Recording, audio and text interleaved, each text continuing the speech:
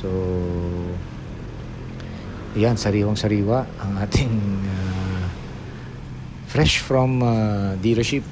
So, kakalabas lang. Nandito tayo, kinuha natin sa Caloocan. Ibiyahe natin yan sa San Juan para mag-stop over. Tapos, from San Juan, punta tayo ng Fairview. And, yan. So, una, pasensya sa clip kasi minsan medyo tabingi siya. Hindi ko mawari kung paano naging tabingi, pero as much as possible ayusin natin yan in the future. Tsaka yung mga sobrang tabingi kinrap out na natin. So hindi ko na sinama yung mga nakatabingi. So ito na lang. So yun, medyo alalay lang tayo kasi first bike natin to. Unang motorbike, diretso na tayo ng big bike, 650 CB650R, yung e-clutch. So una, ang reason is gusto ko siyang i-document para at least mag-gauge ko how far I have come, in the future, 2 years, 3 years, hopefully, 3 years, 4 years ng pagmumotor. At least ito yung aking where I started, ang video na saan ako nagsimula. So, ilalay lang tayo, lang tayo sa RPM. Kaya kahit minsan masyadong mataas ang gearing natin kasi hindi ko na pinupush muna. Alam ko madulas pa ang gulong nito, galing sa kasa pa lang. So, medyo alalay lang ako sa RPM muna. So yan ang ating reason kung ba't natin sinet up itong motovlogging na to. Nag-shift tayo sa motovlogging kasi more of road bike tayo. Yan ang unang talagang road bike talaga tayo. Unang passion ko sa 2 wheels road bike. Kaya napabili tayo ng, actually matagal ng plano talaga to, na gusto kong bumili ng motorbike kaso COVID. So, yun ang unang nakita ko ang CBR, na in love kagad talaga ako. CB650R, sorry. Na in love kagad talaga ako doon. Ang ganda niya. Ang ganda ng itsura ng exhaust pipes niya. Yung inline 4, yung tunog, lahat nandun eh. Kaso yun nga, COVID. At ang background is hindi talaga ako nagmumotor. Kotse ang hilig natin, car guy tayo. Late 90s nagmamaneho na tayo ng kotse.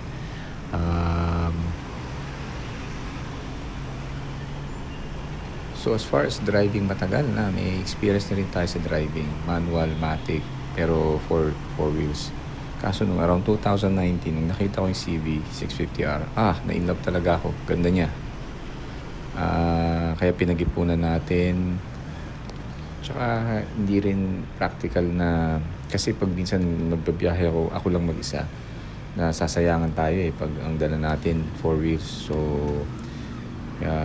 binenta na natin yon, and ito finally nabili na natin yung ating dream bike.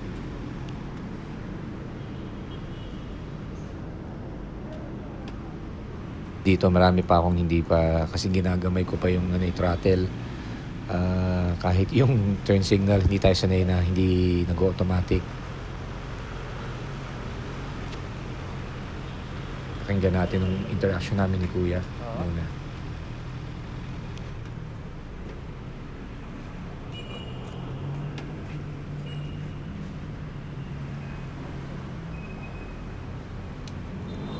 Pwede to, diba? Pwede,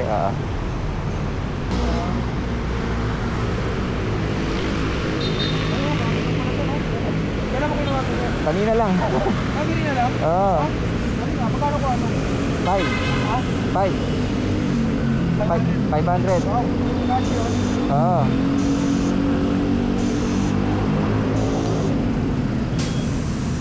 Ano, ilang taon sa pag-inunan? Buti ko wala kang pagbayaran. Sir, cash na. Hindi na ewan ng hulugan. Wala na, mas mahal eh. Mas mahal, diba? Parang halos doble. Parang 1 million na rin po. Oo. Sir, okay? Okay.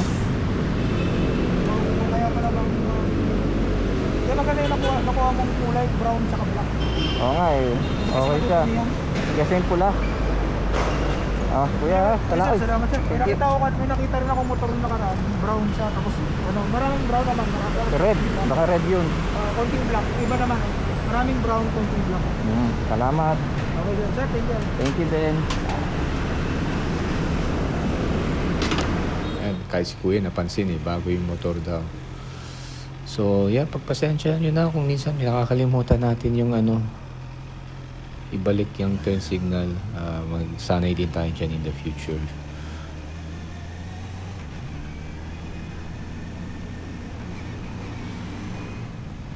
Bago natin i-discuss further yan, choices muna. Paliwanag natin kung anong choices natin between CB 650R. Una, speed 400. Yan ang una kong kinonsider. Yung una ko siyang nakita years ago. Isang mga kakilala ko na nagmamotor, sabi na baka mapitin ako dyan kagad. And then, true enough, sa mga nakikita ko sa mga marketplace, ang daming nagbebenta kagad. After, siguro na-outgrow na kagad nila yung bike. Pero kasi, ano din yan iba-iba rin yan Sa iba, satisfied na sila doon sa bike. Sa iba naman, sandali lang, upgrade na kagad. So, siguro, dahil nga hindi tayo naka-base dito, wala tayong time na magkaroon ng saddle time, siguro in-skip ko na yung speed 400. Inisip ko, okay, diretso na kagad tayo sa middleweight. So with that, ang isang option natin is Trident 660. Nasakyan ko siya na personal sa Green Hills. Hindi ko siya napa-test ride, sinakyan lang natin siya. Gustuhan ko yung itsura niya, nandun lahat ng tech. Maganda yung halos actually same category siya ng CB 650R. Siguro ang one major reason why nagpunta tayo sa CB is yung e-clutch. Dahil beginner tayo, syempre mangangapa tayo sa madami yan mangangapa tayo sa clutch, mangangapa tayo sa throttle control natin, mangangapa tayo sa mga slow speed maneuver, plus yung traffic around us. So lahat yan, pag hindi ka sanay, hindi mo siya mahihirapan ka. Dahil nga limited ang time natin, pag napupunta tayo na umuwi tayong Pinas, dumiretso na ako sa CB dahil nandun niya, nabawasan ng isang factor, so yun yung reason kung bakit ko pinili na ang CB 650R.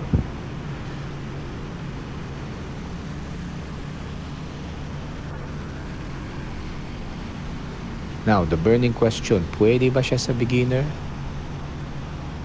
Yes and no ang sagot ko dyan. When I say beginner, totally walang experience. Kasi pwede mo sabihin beginner ka, pero beginner ka sa big bike. Pero nakapag-scooter ka na, nakapag 125, 150, 200, 300cc ka, or even 400 bago ka tumalon sa 600. Some may say, pag pumunta ka na ng 650, kung may experiences ka doon, beginner ka pa din sa big bike.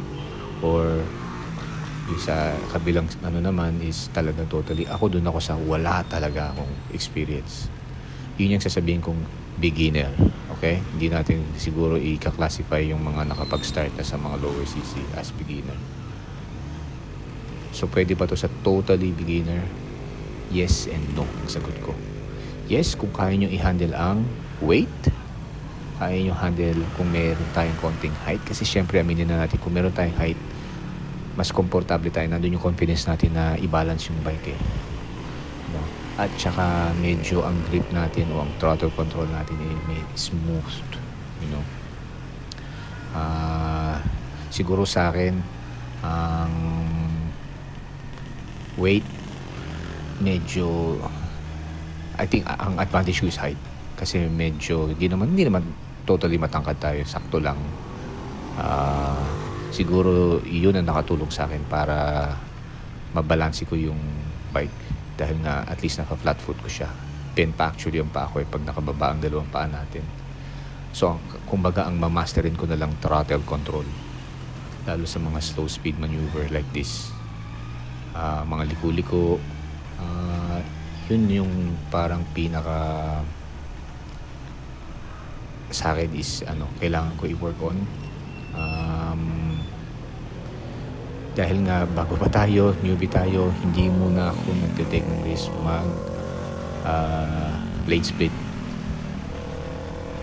Sanay tayo sa manual na sasakyan eh. So siguro yun pa yung isa kong advantage pala. Late 90s nagma-manual na ako, FX, mapa 4-wheel na sasakyan, sedans, nakapag-drive tayo extensively. Yun, hindi ako nahirapan doon. Alam ko na natural na sa akin ang mag-manual. Kaya kung medyo alam niyo yung dynamics ng pag-drive ng manual, pwede niyong matransition yun sa pagmamotor. Siguro kaya medyo hindi din ako nahirapan. Nahirapan tayo pero siguro hindi ganun as in, Kasi dahil nga matagal na tayo nagda-drive, nandun na rin yung road awareness natin eh. Yung mga alam natin may expect kung may mga sasakyan sa paligid natin. So, yun ang years and even decades na madedevelop. Hindi nyo madedevelop yan sa riding school. So, yun. Pwede sa beginner? Totally beginner, yes and no. Kung may experience kayo sa 400, pwede lalo.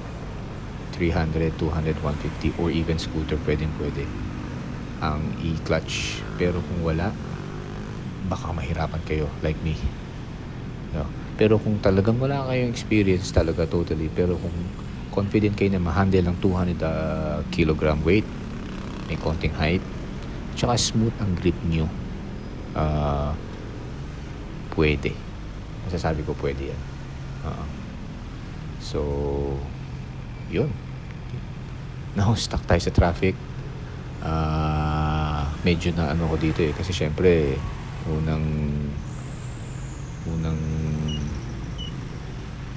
technically, unang drive ko to ng motorcycle, big bike. Sabak agad tayo sa traffic. Pero ayun nga, dahil nire-respect natin yung power nito, wala pa tayong skill eh. Di-develop pa natin yan eh.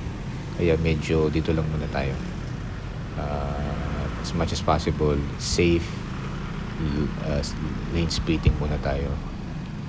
Like this. Alam natin malayo yung kotse sa likod. Sige, lane split ako. Pero after this, hindi ako makikipagsabahid sa mga sa mga motor dyan na sana nakikita natin. Okay na ako for now. Hindi naman tayo nagmamadali. Importante, madala natin ang bike pauwi. That's the first objective. And after that, tsaka na tayo lalabas. At tsaka kasi wala pa rin tayong ORCR. Fresh from casa. Antay muna tayo ORCR so we can officially drive this on the roads of Metro Manila. So, yun. Siguro that's it for now.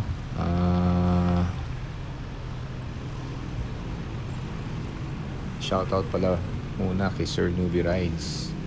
Yan, parati ko pinapanood ang mga videos niya. Dami niya mga videos about beginner tips. So, yung channel niya parang isa sa mga tumulong sa akin na magkaroon ng confidence to drive a motorcycle and at the same time piliin ng CB650R. Once na magkaroon tayo ng chance, ng time to upload